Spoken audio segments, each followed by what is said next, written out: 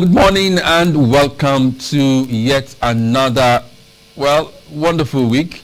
Hope it will be eventful and we pray that it will be. My name is Alex Obonaya. This is the newspaper review on Quest Television.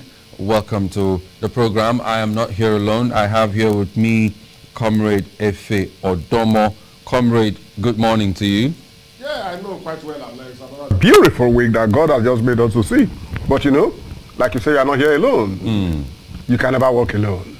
Okay, I know what you mean, but I'm not going that route because you are not in Liverpool. I am not walking alone. No, you won't.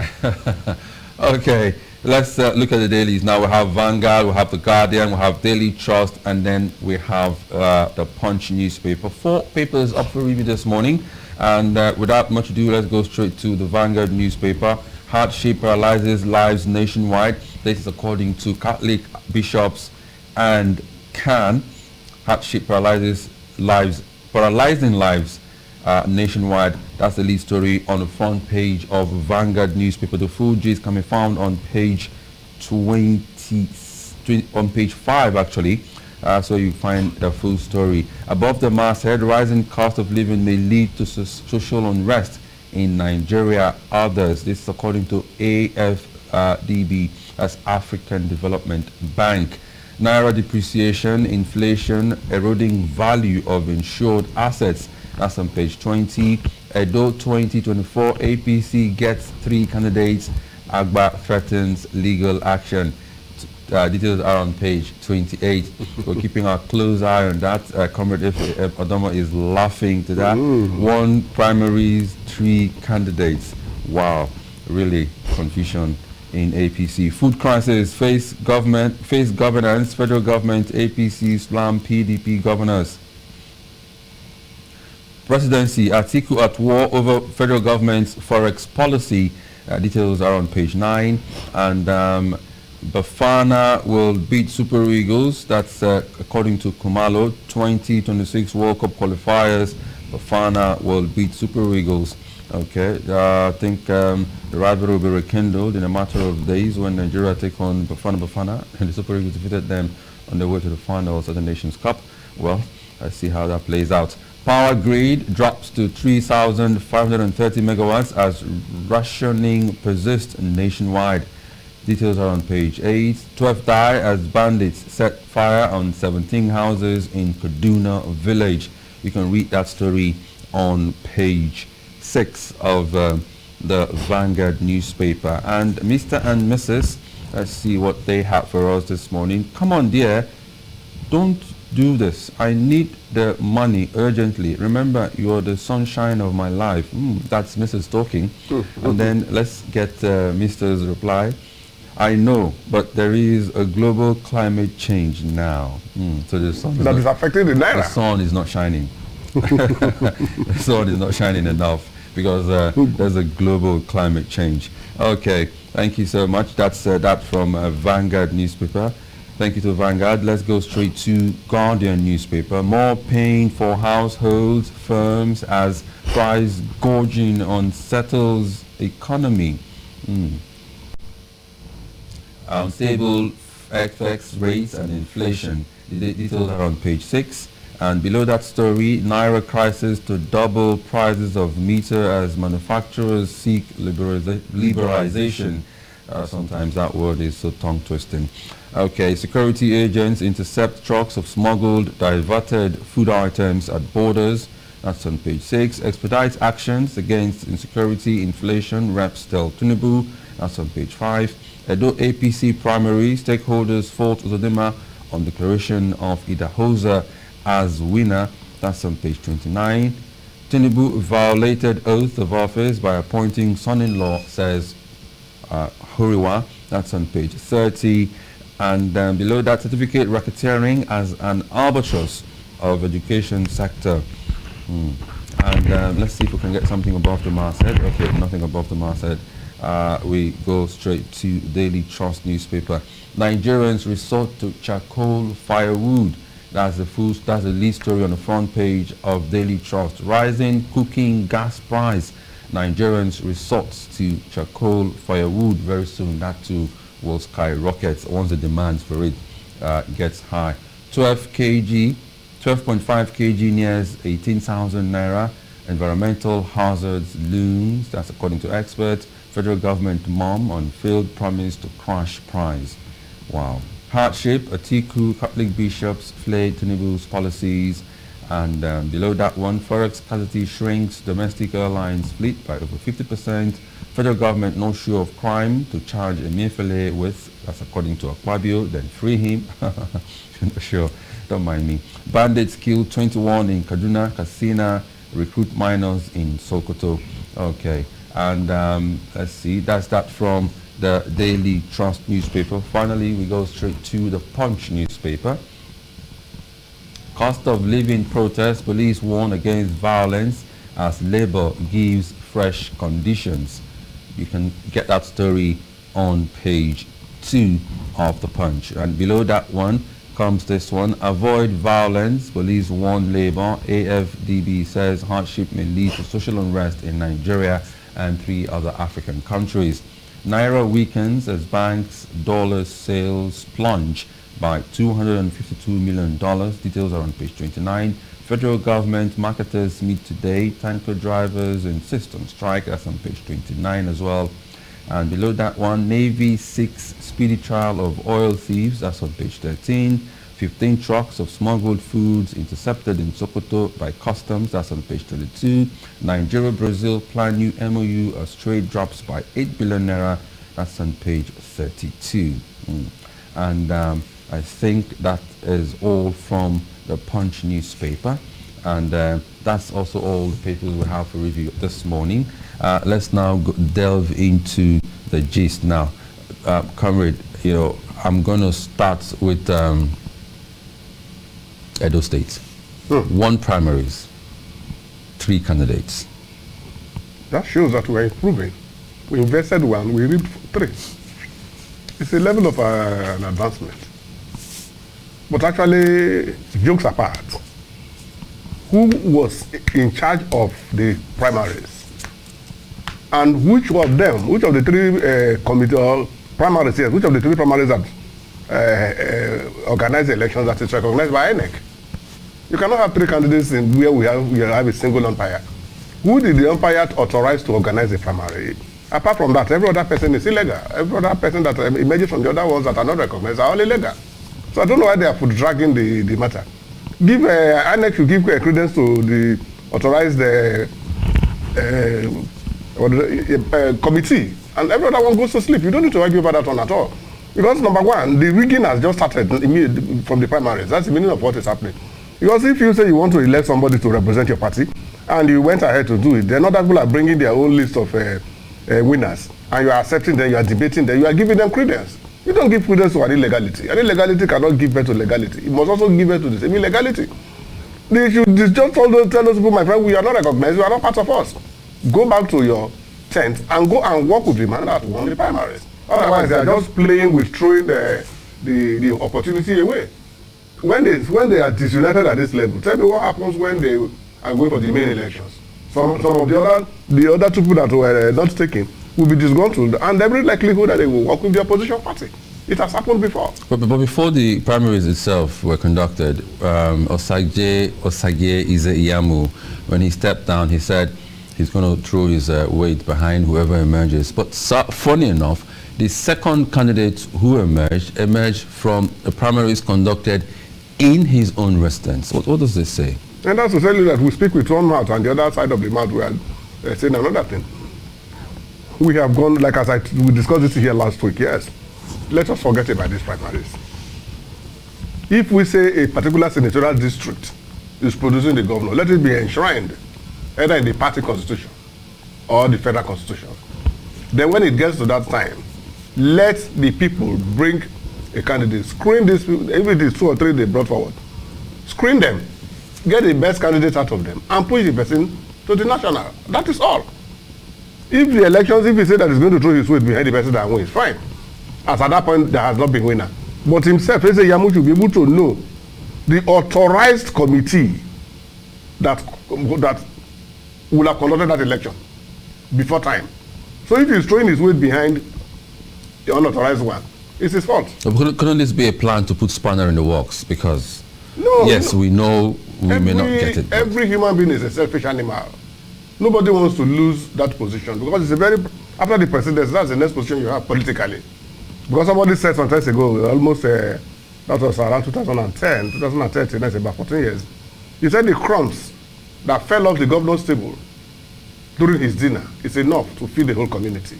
So everybody's eyes is made up on that seat. That's all these ramblings we are looking at. When we talked about this political issue last year, it is no longer a norm in Africa that where the winner takes all. Because everybody invested money. If you want to conduct election as a governor in this country, you need more than 1 billion. Even 1 billion is a very far cry. Not enough for others to exaggerate. You need more than $1 billion naira. And you invest this money, at the end of the day, either you lose genuinely or you lose by crooked means. Vote buying, vote destruction, and so on and so forth. So I was even making a case that in that situation, let the winner, anyhow they do it, as far as that the pronounce the winner, the court has certified him or her, take the executive. The second takes the legislature. The third takes the judiciary. So that everybody will have a fair share. That is, if we have it that way, most of all these bickerings we're having will stop. Because you cannot invest so much money, then somebody rigs you out in any form, and the person you know quite well that never won the election is there making fortune for himself. It is painful, actually. It is painful. So allow everybody to have a fair play. We have in some companies, when they organize interview, or especially these construction companies, if they call for bids, when a winner emerges, they will call all the other bidders.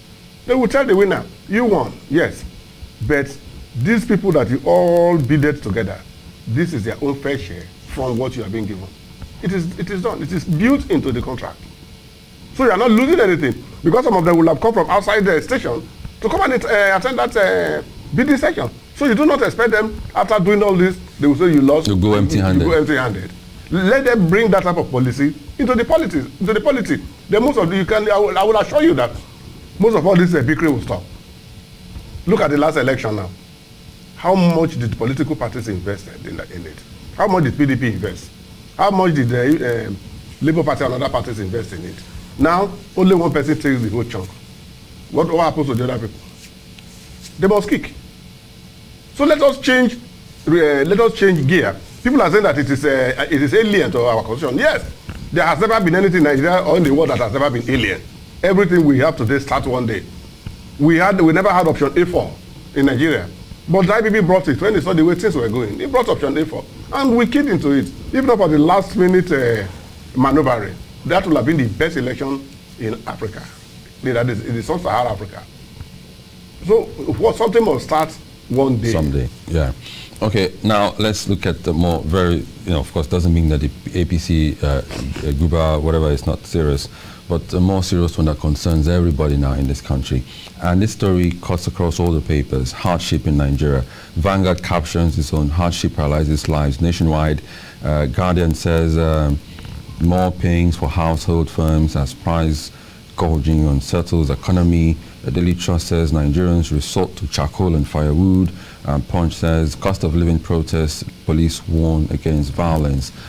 Hardship is in this country today, and the government has been making promises upon promises, promises upon promises.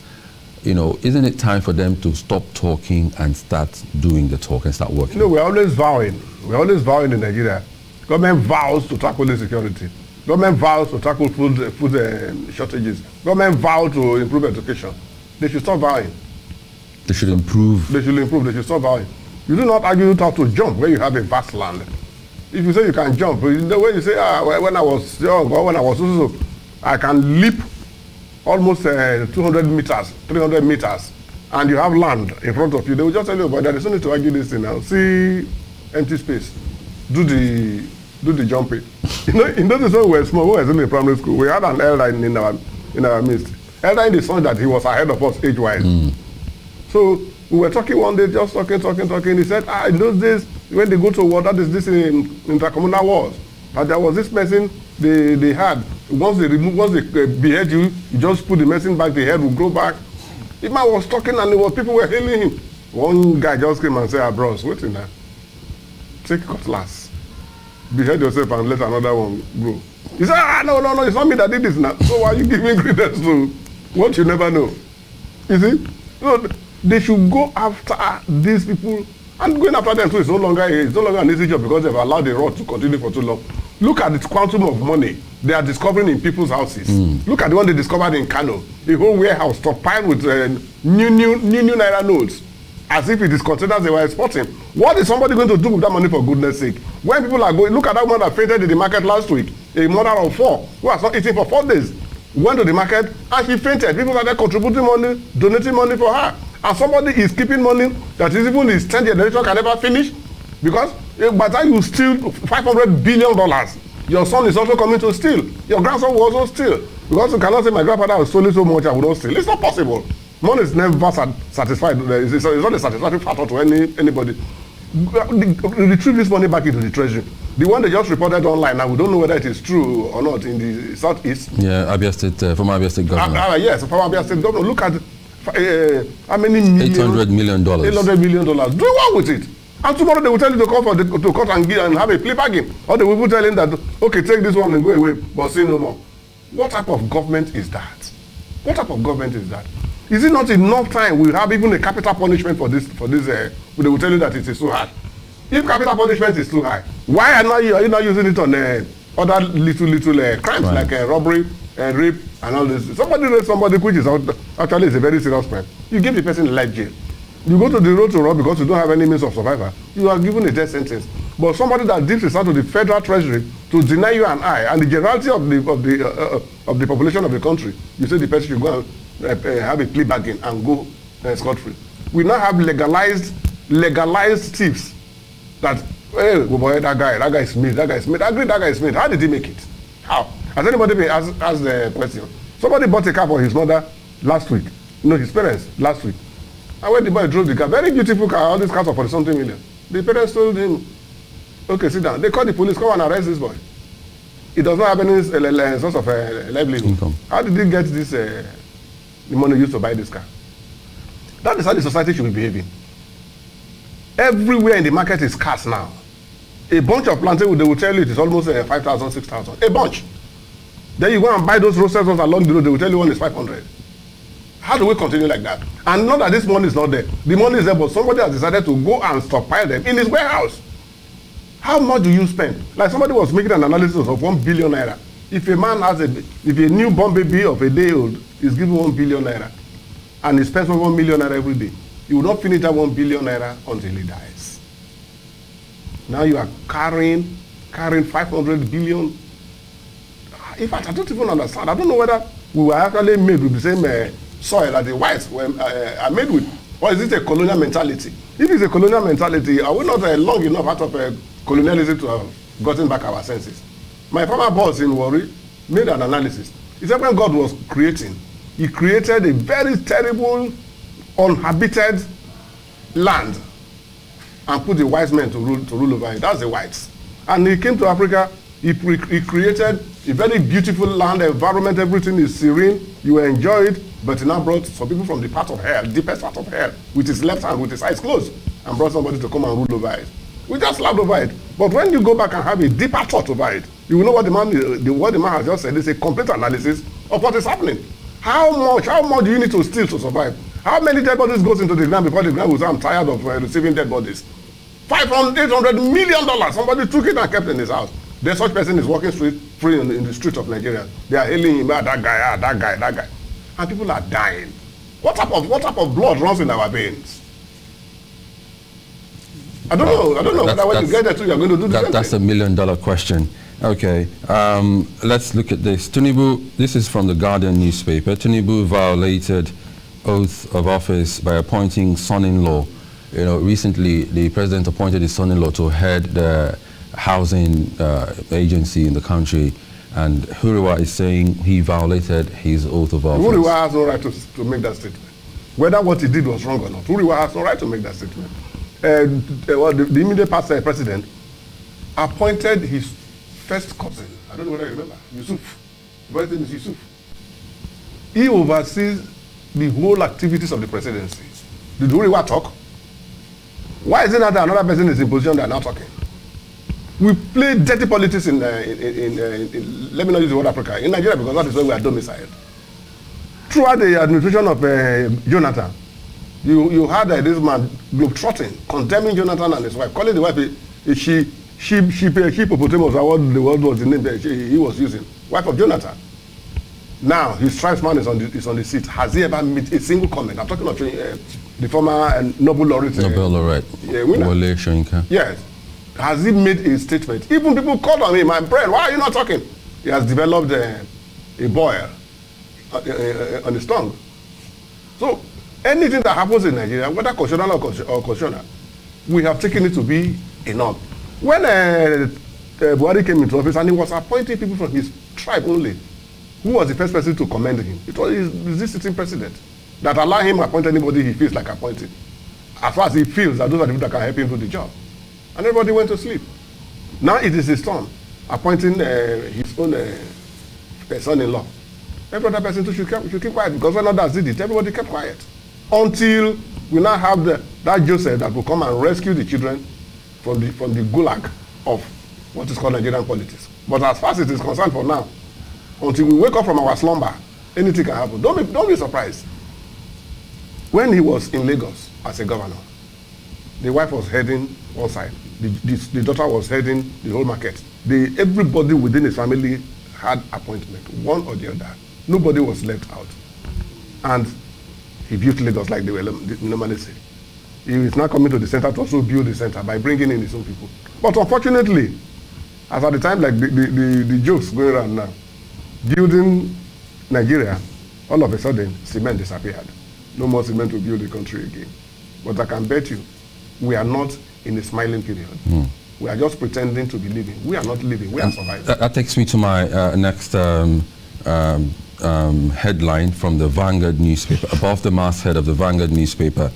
This one is coming from Africa Development Bank. Rising cost of living may lead to social unrest in Nigeria. They also mentioned 3 other African countries, but let's stay with Nigeria because that's our primary constituency. Do you see that happening?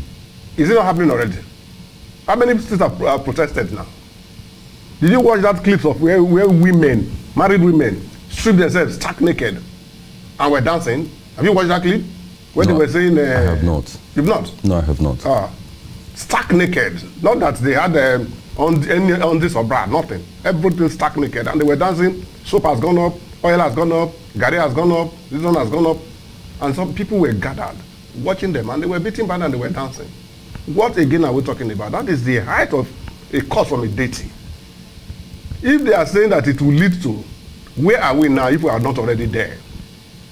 People, you just people walking on the street, they see you with some types of flashy things, they snatch it from you.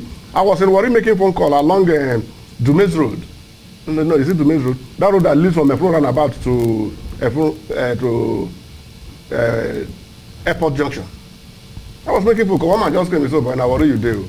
This is your phone. If you not take time, no follow you go also." He was advising me, not that he was a miscreant. He was advising me. I said, "Thank you, sir." I just went inside one building there. I finished my phone call and I left. It has gotten to that level. So if they say it's going to lead to social unrest, it's an understatement. Anything now is going to be a full-blown unrest. Like the Sultan and Emir of Kano said that stoners, they will not be able to control their subjects anymore. And the question remains, who are the causes of all this thing? When Awolowo was busy developing the West, Opara and Zik were doing their own in the East.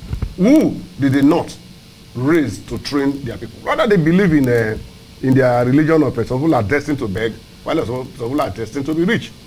So AFDP has not said anything that is new to me as far as I'm concerned. And they're also part of the problems of this country.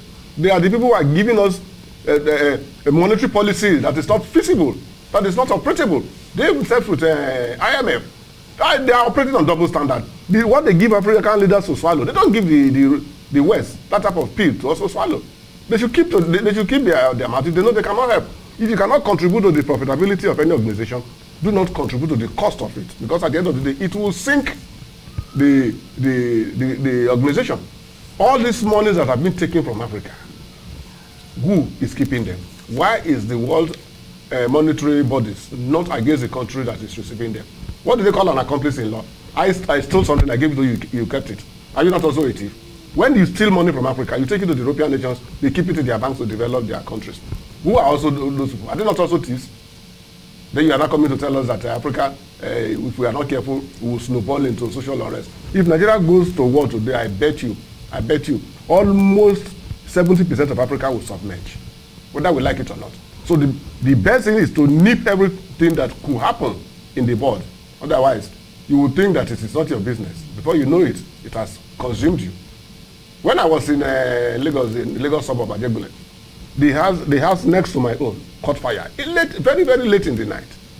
One guy left his room to go and help fight the fire. We too, we joined. But at a point, we said, no. We ran back and we emptied all the things in our room outside. This guy was still busy fighting the fire. They were able to put out the fire. But when he came back, everything in this house has been burnt down. Everything! And the roof was there. He never knew fire passed through the ceiling. He could not bring out one needle. That is what African leaders, together with AFDB and IMF, should try to resolve now. If they don't, and they allow this thing to snowball into what we are seeing, which has already started, it's not going to be easy for them also. It's not going to be easy for them. So they should not sit down and be telling us over there, it will soon do this, it will soon do that. What and what? Why are they waiting for crisis before they will intervene? That was why Mali, Burkina Faso, and Niger took the step they took. We are in crisis for how many years? You didn't do anything to help us. Now we are taking power to ourselves. We are saying that we should return power to the people who are there. What is your concern? What did you do to us when we were in trouble? Nigeria should not be a study case. If Nigeria becomes a study case, I bet you, Alex, all of us will not be comfortable here. Okay, at this juncture, we'll take a quick break. It's still the paper review on Quest Television, and I've been doing this with Comrade Efe Odomo. We'll go on a quick break. When we come back, we'll throw the phone lines open. You too can join in the conversation. We'll be right back.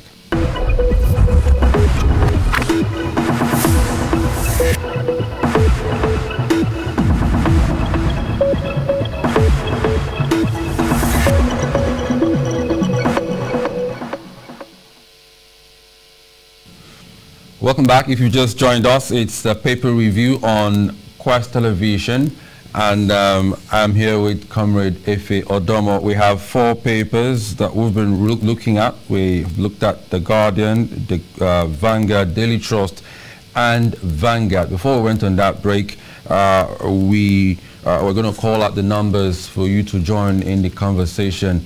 The number is, there's only one number. The number is 091-3865-9453. You can also see the number on your screen right now, wherever you're watching from. 091-3865-9453. You can call and join in the conversation.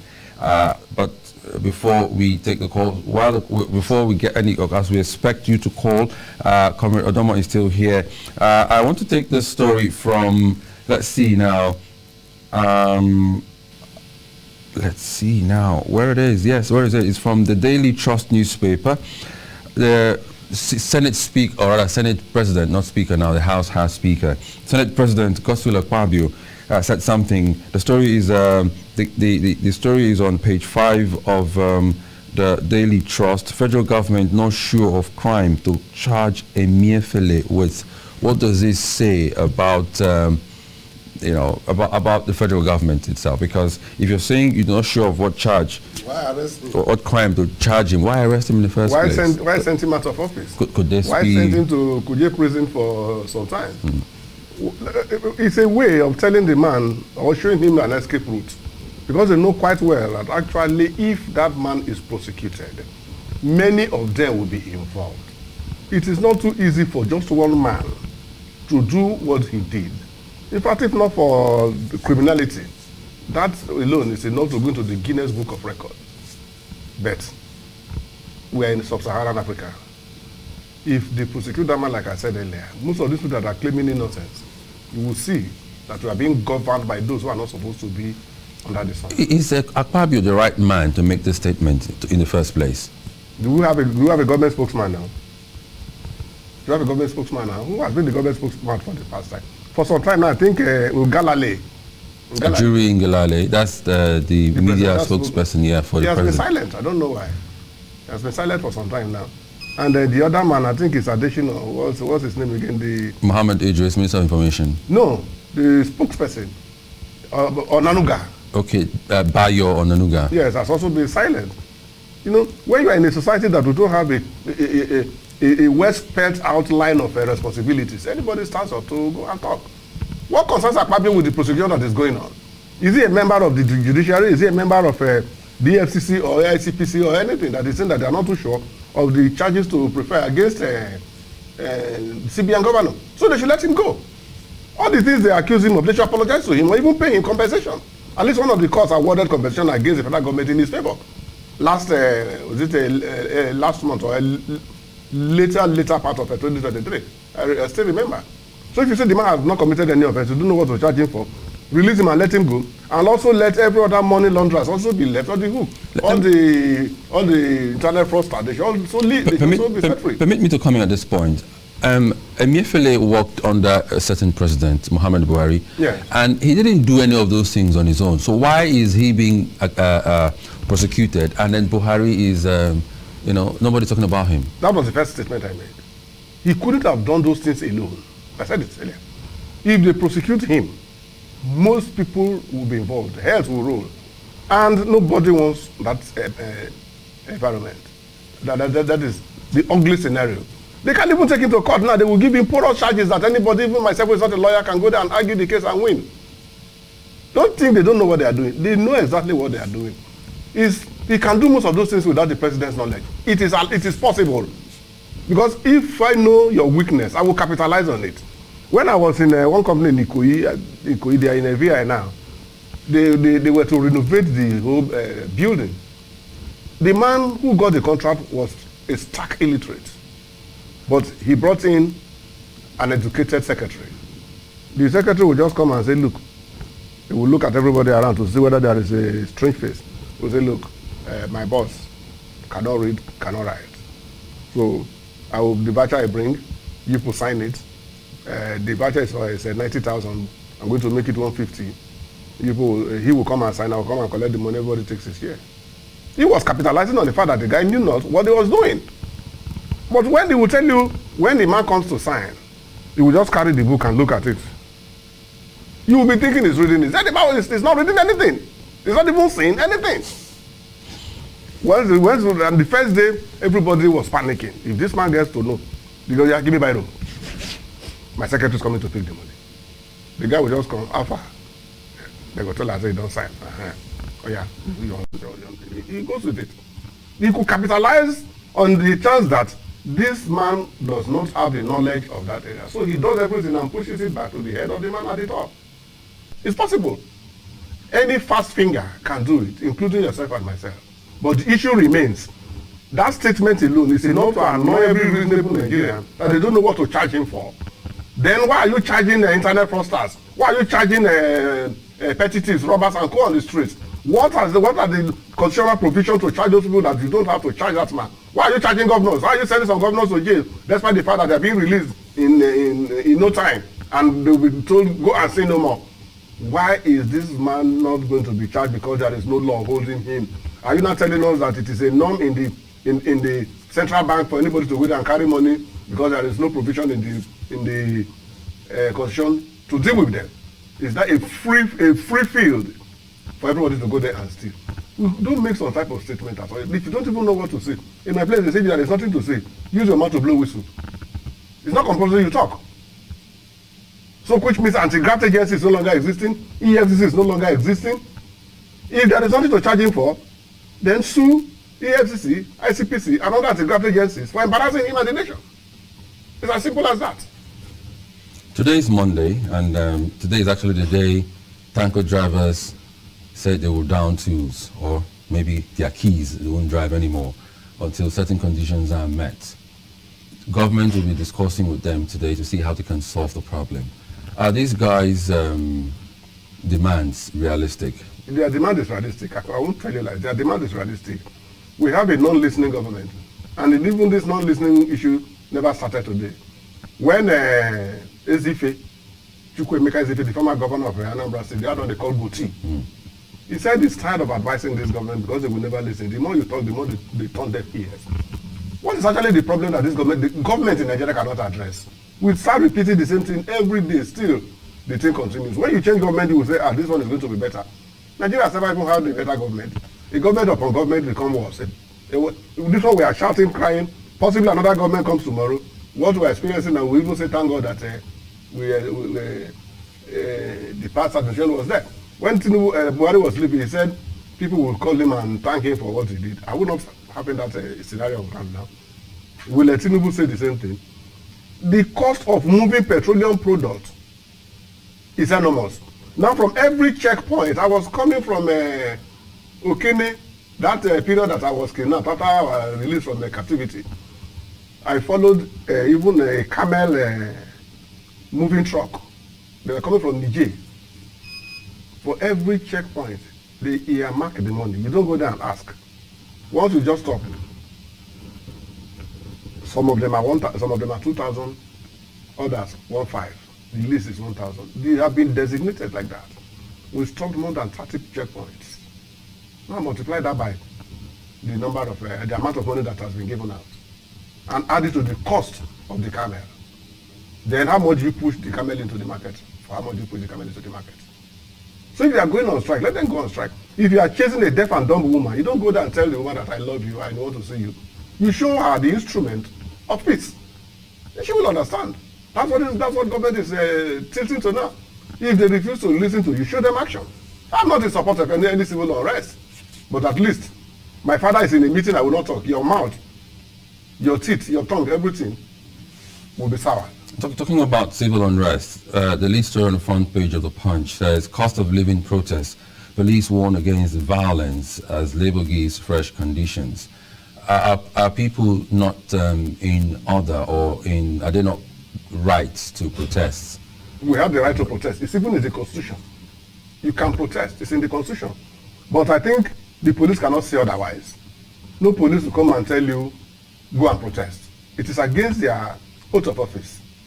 So there is nothing, it's not a threat, it's not anything, they've not said anything that is wrong. It's just like, where you are working, no matter how bad the policy is, you will still go out and defend it. You can come back and tell your people in-house that, this thing we are doing, I don't think it's good enough.